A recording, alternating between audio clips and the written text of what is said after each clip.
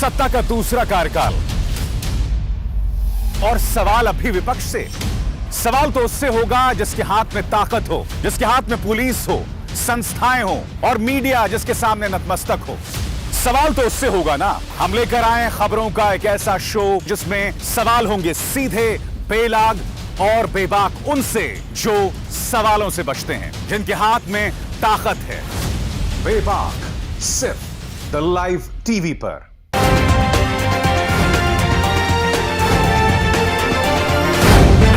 The live TV, सच सबसे आगे।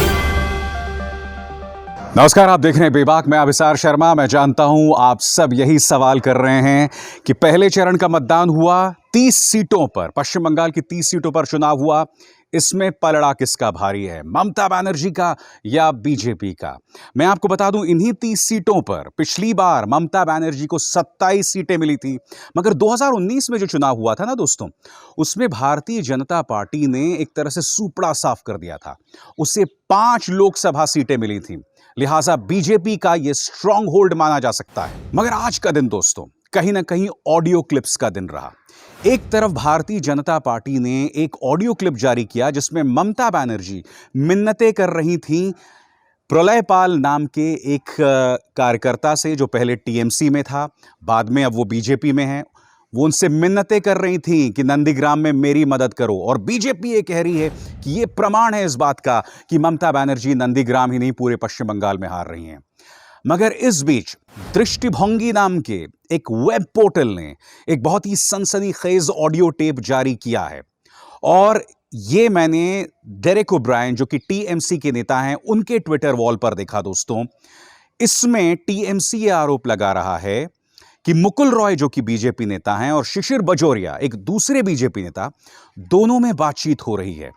और यह कथित तौर पर कहा जा रहा है, देखिए मैं इसकी पुष्टि नहीं कर सकता, मगर एक बात तय है, दृष्टिभंगी नाम की इस वेबसाइट ने इसे सामने लेकर आया है। और डेरेक ओब्रायन जो हैं वो कह रहे हैं ये इस बात का प्रमाण है कि बीजेपी किस तरह से चुनाव आयोग में दखल रखती है, उसे प्रेरित कर रही है और इन चुनावों पर भी असर डाल सकती है। इन दोनों के बीच बातचीत क्या हो रही है दोस्तों, बांग्ला में है। और मैं चाहता हूं इस बातचीत का आप 1 मिनट सुनिए, जिससे काफी कुछ चीजें सामने आएंगी। हाँ मुकुलदा, বলছি ইসি আসছে কবে? পরশু 21 আমাদের ডাকবে 21 তাই আসবে তো? 20। হ্যাঁ 21 তাহলে 21-এ আমাকে আমি যাব, ঠিক আছে?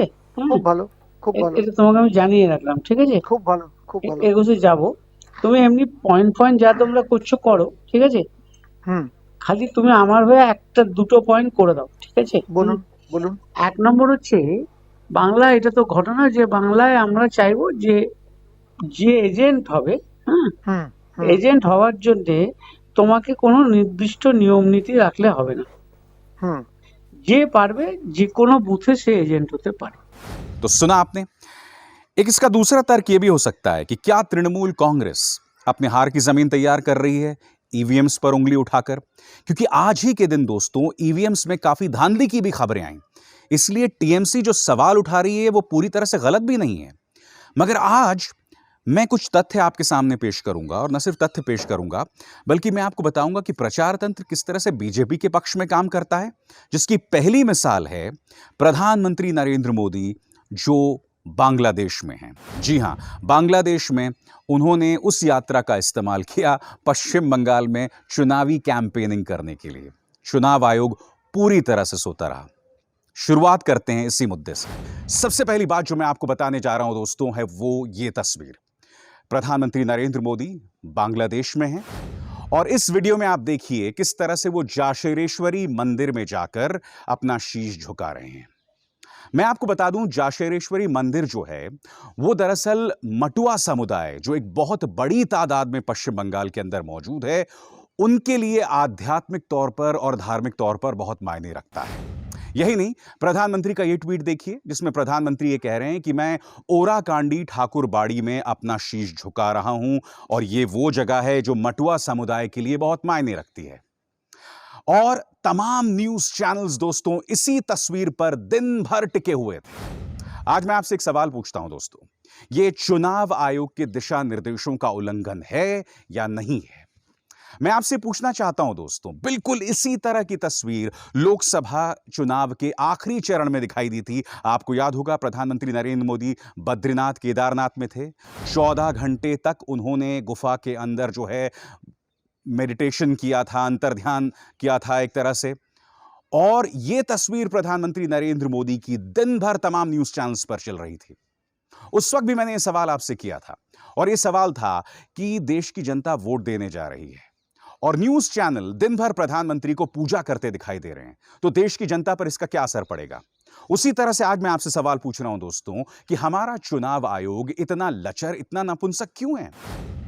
दिन भर टीवी चैनल्स पर यही तस्वीर दिखाई जा रही होगी जिसमें प्रधानमंत्री मटुआ समुदाय के लिए आध्यात्मिक तौर पर, धार्मिक तौर पर मायने रखने वाले इस मंदिर के सामने शीश झुका रहे हैं। क्या इस देश में चुनाव आचार संहिता नाम की कोई चीज नहीं है? ममता बनर्जी का मुकाबला दोस्तों इस पूरे प्रचार तंत्र के खिलाफ है, क्योंकि एक तरफ गोदी मीडिया रोज शाम अपने डिबेट्स में एक पंक्ति का इस्तेमाल करता है, और वो क्या है कि पश्चिम बंगाल में 70% हिंदू हैं और 30% मुसलमान।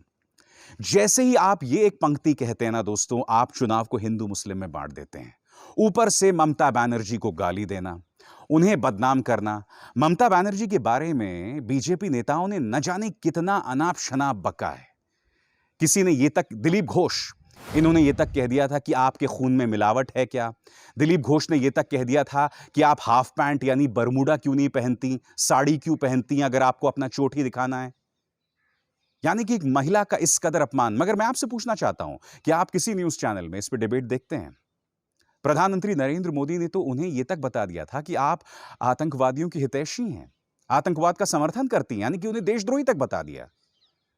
तो ममता बनर्जी इस प्रचार का सामना कर रही हैं क्योंकि आप बीजेपी में या बीजेपी से कभी भी किसी पत्रकार को यह सवाल करते नहीं पूछते कि आप तमिलनाडु में तो इस बात की मांग कर रहे हैं कि साहब बीफ पर यानी कि गोमांस पर पाबंदी होनी चाहिए, हम कड़ाई अपनाएंगे, मगर केरल में ये लोग उसी बीफ की जय जयकार कर रहे हैं। गोवा में इनकी सरकार है, वहां बीफ धड़ल्ले से बिकता है। त्रिपुरा में इनकी सरकार है जो कि पश्चिम बंगाल से जुड़ा हुआ है, वहां पर खुद सुनील देवधर जो कि बीजेपी के नेता हैं, उन्होंने क्या कहा था याद है कि नहीं आपको, कि हम यहां पर गौमांस पर पाबंदी नहीं लगाएंगे। बीजेपी से कोई सवाल नहीं करता दोस्तों, मगर ममता बनर्जी के खिलाफ बाकायदा एक प्रचार तंत्र का काम करता है उन्हें बदनाम करने के लिए। ममता बनर्जी का मुकाबला इसलिए बहुत कठिन है, मगर मैं जानता हूं अब भी आप उस सवाल का जवाब चाहते हैं कि इस पहले चरण में किसका पलड़ा भारी है। उसके लिए दोस्तों मैं आपके सामने कुछ तथ्य पेश करने वाला हूं। सबसे पहले आपके स्क्रीन पर दोस्तों यह है तृणमूल कांग्रेस का बयान। Shocking claim bye voters which must be immediately looked into by Election Commission and CEO West Bengal. Many voters in Kanthi Dakshin Assembly seat allege that they voted for TMC but VVPAT showed them the BJP symbol. यानी कि तृणमूल कांग्रेस क्या आरोप लगा रही है कि उनके समर्थक कहां पर, कांथी दक्षिण विधानसभा सीट में टीएमसी पर बटन दबाते थे और वीवीपैट दिखाता था बीजेपी। और यही नहीं, आगे देखिए, इनके जो समर्थक और नेता हैं सोहम चक्रवर्ती, वो भी यही कह रहे हैं कि कांति उत्तर में भी कई लोग इस बात की शिकायत कर रहे हैं कि ईवीएम में जबरदस्त धांधली हो रही है और तमाम वोट्स जो हैं वो बीजेपी की तरफ जा रहे हैं। इस बात की तस्दीक दोस्तों कोई और नहीं बल्कि पत्रकार भी कर रहे हैं। आपकी स्क्रीन पर दोस्तों न्यू इंडियन एक्सप्रेस के पत्रकार प्रणब मंडल बता रहे हैं कि ईस्ट मिदनापुर में लोग जो हैं टीएमसी के लिए बटन दबा रहे थे, मगर वीवीपैट जो है वो दिखा रहा था बीजेपी के पक्ष में। हालांकि वहां के जो प्रिजाइडिंग ऑफिसर हैं उन्होंने इसे सिरे से खारिज किया है। आगे देखिए, हिमाद्री जो कि वायर के पत्रकार हैं, वो ये कह रहे हैं कि कांति दक्षिण में, जिसका जिक्र थोड़ी देर पहले मैंने किया था, वहां पर भी कई लोग कह रहे हैं कि हम टीएमसी को बटन दबा रहे हैं मगर वोट जो है वो जा रहा है बीजेपी को। अब सवाल यह है यहां पर दोस्तों कि मैं जानता हूं कि आप लोगों में से कई लोग ये कहते हैं कि आखिर जब भी ईवीएम में गड़बड़ी होती है तो ऐसा क्यों होता है, क्योंकि ऐसा हमने मध्य प्रदेश में भी देखा था कि वोट आप किसी को भी दबाएं बीजेपी को जा रहा है, किसी और पार्टी को भी जा सकता था। सबसे पहले ये जो तमाम आरोप हैं इसकी पुख्ता तरीके से जांच होनी चाहिए। चुनाव आयोग कटघरे में है कि आखिर ईवीएम्स में इस कदर गड़बड़ी क्यों सामने उभर कर आती है। मैं स्पष्ट कर दूं, मैं अभी भी ये नहीं कह रहा हूं कि ईवीएम के जरिए खेल खेला जा रहा है, नहीं। मगर आपने देखा प्रधानमंत्री नरेंद्र मोदी खुलेआम बांग्लादेश का सहारा लेकर वहां पर पश्चिम बंगाल में जो हैं वो चुनावी कैंपेनिंग कर रहे थे उस दिन, जबकि रोक लगी है चुनावी कैंपेनिंग पर। जी हां, बांग्लादेश में जाकर, उस बांग्लादेश में जिसके बारे में गृह मंत्री अमित शाह ने कहा था कि वहां के दीमक यहां आ गए हैं। जी हां, उस बांग्लादेश जिसके बारे में जिन्हें ये लोग पानी पी पी कर गाली देते हैं, आज उसी बांग्लादेश का ये लोग सहारा ले रहे हैं चुनावी कैंपेनिंग करने के लिए। मगर ये पुरानी आदत है ये बीजेपी। मगर मैं आपको अब दो चीजें दिखाने वाला हूं जिससे ये पता चलता है कि ममता बनर्जी जो हैं किस तरह से मुश्किल में हैं। सबसे पहले आपके सामने दोस्तों ये खबर, जिसमें भारतीय जनता पार्टी शुवेंदु मुखर्जी, जिनका मुकाबला नंदीग्राम में ममता बनर्जी के साथ है, उनके भाई जो हैं सौमेंदु, कांथी में टीएमसी के कार्यकर्ताओं ने उनकी कार पर हमला किया, उनकी कार के साथ तोड़फोड़ की। और आप देख सकते हैं एनडीटीवी की इस खबर में आप देख सकते हैं कि उनके भाई सौमेंदु बता रहे हैं और इस इंटरव्यू में बता रहे हैं कि टीएमसी पूरी तरह से बौखला गई है। उन पर जो ये हमला किया गया है वो इस बात का प्रमाण है कि टीएमसी जो है वो चुनाव हार चुकी है। आज मैं सवाल करना चाहता हूं कि अगर तृणमूल कांग्रेस अपनी जीत को लेकर इतना आश्वस्त है तो इस तरह की हिंसा आखिर वो क्यों कर रहे हैं? क्योंकि देखिए बहुत ही हाई प्रोफाइल मुकाबला है नंदीग्राम के अंदर, शुवेंदु मुखर्जी वर्सेस ममता बनर्जी। ममता बनर्जी अगर ये मुकाबला हार जाती हैं तो आप जानते हैं कितनी बड़ी खबर होगी। ऊपर से टीएमसी कार्यकर्ता जो वो इस तरह की बौखलाहट दिखा रहे हैं। हकीकत यह है दोस्तों कि टीएमसी कार्यकर्ताओं की इसी तरह की जो गुंडागर्दी है वो टीएमसी को लगातार पश्चिम बंगाल में बदनाम करती रही है। यानी कि 34 साल जिस तरह से वामपंथी दलों ने, जब वो सत्ता में थे, गुंडागर्दी की थी, उनके जो तमाम उग्र तत्व वो टीएमसी में शामिल हो गए और वो उसी तरह का बर्ताव पश्चिम बंगाल के कई हिस्सों में करते हैं। इसे आप नजरअंदाज नहीं कर सकते। मगर अब जो दूसरा प्रमाण मैं आपको देने वाला हूं वो अपने आप में बहुत चिंताजनक है। आपकी स्क्रीन पर दोस्तों ये है प्रलय पाल। ये पहले टीएमसी में थे और अब बीजेपी के वाइस प्रेसिडेंट हैं नंदीग्राम में। ममता बनर्जी उन्हें फोन करती हैं कि भाई हमारी मदद करो। मैं आपको उस फोन कॉल का ये अंश सुनाने वाला हूं, बांग्ला में है। आप में से जो लोग बांग्ला भाषी हैं समझ जाएंगे, मगर इस फोन की कॉल की क्या अहमियत है थोड़ी देर बाद मैं आपको बताऊंगा। सुनिए ममता बनर्जी किस तरह से मिन्नत कर रही हैं प्रलय पाल से कि हमारी मदद करो नंदीग्राम में। তুমি তো অনেক ইয়াং ছেলে এবং অনেক কাজ করো, আমি জানি সবকিছু। তুমি একটু আমাদের সাহায্য করে দাও না, তুমি দেখবে কোনো অসুবিধা হবে না। কিন্তু আমাদের দিদি সেটা তো সবকিছুতে আমি আমার আমি যোগাযোগ যদি আছে। বলি শুনে, এটা আপনি, আপনাকে দেখেই কিন্তু আমার পরিবার রাজনীতি করেছিল। আপনার আমি জানি সেই সব। আদর্শ ভিত্তিতে, এবং আপনি যেদিন মুখ্যমন্ত্রী হিসাবে শপথ নেন সেদিনই, মুখ্যমন্ত্রী হিসাবে যেদিন মানে 11 সালে যেদিন রেজাল্ট ঘোষণা হয়, আমরা বুঝে নিয়েছিলাম যে আপনি ক্ষমতায় আসছেন। 5 জন ব্রাহ্মণ ডেকে হোম যজ্ঞ করে আমি কিন্তু গোটা মিটিং মিছিল করেছিলাম। अब दोस्तों प्रलय पाल से बातचीत का ये अंश भारतीय जनता पार्टी ने जारी किया है, जिसमें आप सुन सकते हैं वो इस बात की तस्दीक कर रहे हैं कि ममता बनर्जी ने आज सुबह 10:15 बजे कॉल करके उनसे मिन्नत की थी कि वो हम उन्हें जो हैं उनकी मदद करें। দাদা আপনি তো নন্দীগ্রামের বিজেপি নেতা, লড়াকু নেতা, তো শুনলাম সকাল সকাল আপনাকে নন্দীগ্রামের প্রার্থী মমতা ব্যানার্জি ফোন করেছিলেন, কি বললো? দেখুন, রাজ্যের মুখ্যমন্ত্রী হিসাবে নন্দীগ্রামে মমতা ব্যানার্জি প্রার্থী হয়েছে, আর ওনার আজকের গিয়ে আমার কথা মনে পড়েছে তাই ফোন করেছেন। ওনার সমর্থন চাইছেন, আমি যেন ওনার দলের হয়ে কাজ করি এবং ফিরে যাই। तो सुन लिया आपने। आज मैं आपसे एक सवाल पूछना चाहता हूं दोस्तों। आप इस बात को बखूबी जानते हैं कि भारतीय जनता पार्टी अक्सर प्रचार तंत्र का इस्तेमाल करती है अपने विरोधियों को टारगेट करने के लिए। पहले ही चरण के मतदान में यह फोन कॉल सामने आ गया है जिसमें ममता बनर्जी मिन्नतें कर रही हैं कि हमारी मदद करो। आप अंदाजा लगा सकते हैं बाकी के चरण के जो मतदान हैं उसमें इस फोन कॉल का इस्तेमाल बीजेपी किस तरह से करेगी, खासकर इस बात की पृष्ठभूमि में क्योंकि मीडिया इनके साथ पूरी तरह से, तमाम मीडिया दोस्तों ये फोन कॉल चला के बताएगा कि ममता दीदी जो हैं डर गई। मैं इस वक्त जब ये कार्यक्रम रिकॉर्ड कर रहा हूं तो मैंने किसी गोदी मीडिया न्यूज चैनल को नहीं देखा, मगर मैं दावे के साथ कह सकता हूं दोस्तों सभी न्यूज चैनल्स में इस बात को लेकर बहस चलेगी कि ममता बनर्जी जो हैं वो डर गई। ये लगातार प्रमाण मैं आपको दे रहा हूं। सबसे पहले ये कहना कि ईवीएम में धांधली हो रही है, ये कहीं ना कहीं दिखाता है कि टीएमसी में डर है। यही नहीं, डेरेक ओब्रायन जो हैं वो इलेक्शन कमीशन के अधिकारियों से भी मिले हैं। दूसरा प्रमाण, शुभेंदु अधिकारी के भाई सोमेंदु पर हमला, आखिर क्यों टीएमसी के कार्यकर्ता बौखलाए हुए हैं। और तीसरा प्रमाण जो है मैं आपको बता रहा हूं, जिसमें आप देख सकते हैं वो फोन कॉल जिसमें ममता बनर्जी जो हैं प्रलयपाल से अपील कर रही हैं कि वो उनकी मदद करें।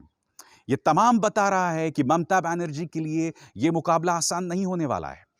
मगर सवाल ये कि पिछली बार इन्हीं 30 सीटों में तृणमूल कांग्रेस ने 27 सीटें जीती थी। और मैं आपको यह भी बता दूं कि इन्हीं 30 सीटों की जो लोकसभा सीटें हैं, 2019 में बीजेपी ने 5 की 5 सीटें जीत ली थी। जिससे आपको यह पता चलता है ये कि सही मायनों में 2019 के बाद देखें तो यह बीजेपी का गढ़ है। इसलिए बीजेपी यहां अच्छा करेगी ही करेगी। मगर एक और चीज दोस्तों मैं आपके सामने रखना चाहता हूं। आज हर जगह पर बहुत बड़ी तादाद में महिलाओं को देखा गया। इसका क्या अर्थ हुआ दोस्तों? जैसा कि आप जानते हैं कि ममता बनर्जी ने कन्याश्री योजना शुरू की है। कन्याश्री योजना का जो है महिलाओं को जबरदस्त फायदा हुआ है। और अगर महिलाएं बड़ी तादाद में जाके वोट दे रही हैं तो इसका अर्थ क्या माना जाए? क्या इसका यह अर्थ माना जाए कि इसका फायदा ममता बनर्जी को होने वाला है? या कहीं ऐसा तो नहीं कि इनमें से कई महिलाएं जो हैं अब भारतीय जनता पार्टी को चांस देने के लिए, उन्हें जो है मौका देने के लिए तैयार हैं? तो तृणमूल कांग्रेस के लिए जो है ये एक उम्मीद की किरण जरूर है, जिसमें आप देख सकते हैं कि महिलाएं जो हैं वो बहुत बड़ी तादाद में वोट देने के लिए इस बार चुनावों में सामने उभर कर आई हैं। पश्चिम बंगाल के चुनाव उसके इतिहास के सबसे अहम चुनाव माने जाएंगे दोस्तों, क्योंकि एक तरफ एक ताकतवर क्षेत्रीय क्षत्रप, एक क्षेत्रीय नेता ममता बनर्जी हैं जो अपनी ताकत का भी इस्तेमाल करती हैं, एक स्ट्रीट फाइटर भी हैं। मगर दूसरी तरफ जो है बीजेपी है, जिसके पास स्थानीय नेता कोई नहीं है, बल्कि वो सिर्फ प्रधानमंत्री नरेंद्र मोदी के चेहरे पर चुनाव लड़ रहे हैं। और वो उस चेहरे का बखूबी इस्तेमाल भी कर रहे हैं, क्योंकि जैसे मैंने बताया, कई बार आपको बताया कि भारतीय जनता पार्टी जो है वो अपने पैसे का बेजा इस्तेमाल करती है, क्योंकि बीजेपी दुनिया की धनी पार्टियों में से एक है। अब वो इसका बेजा इस्तेमाल करते हैं, प्रचार तंत्र के जरिए इसका बेजा इस्तेमाल किया जाता है।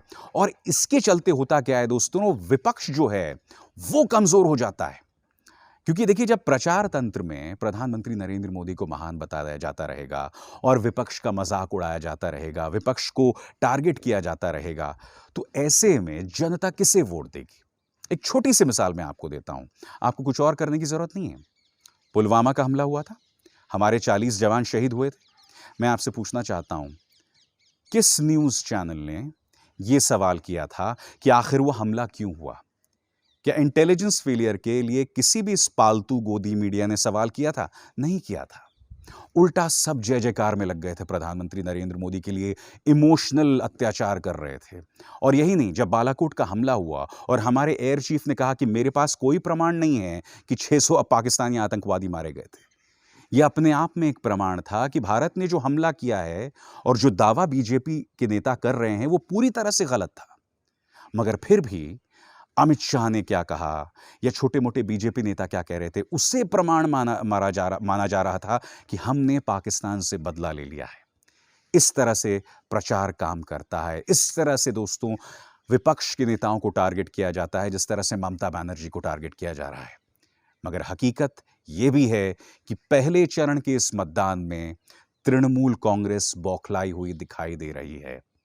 क्या यह इस बात का प्रमाण है कि बीजेपी चुनाव जीत रही है?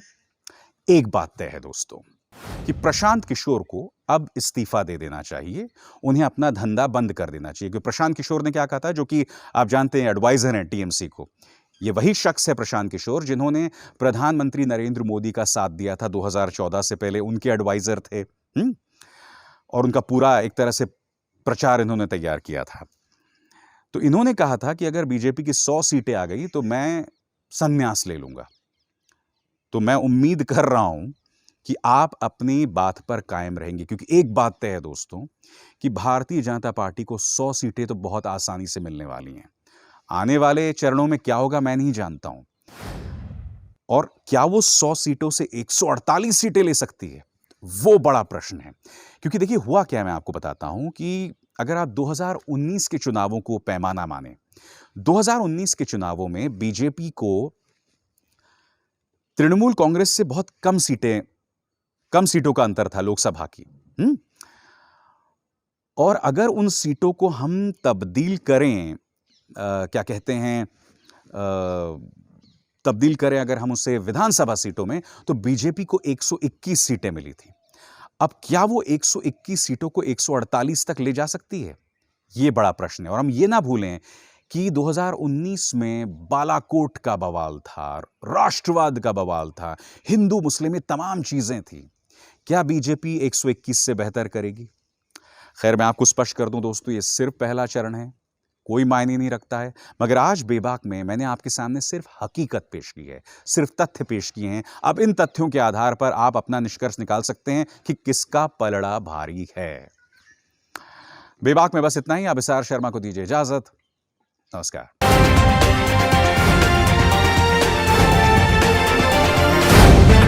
द लाइव टीवी, सच सबसे आगे।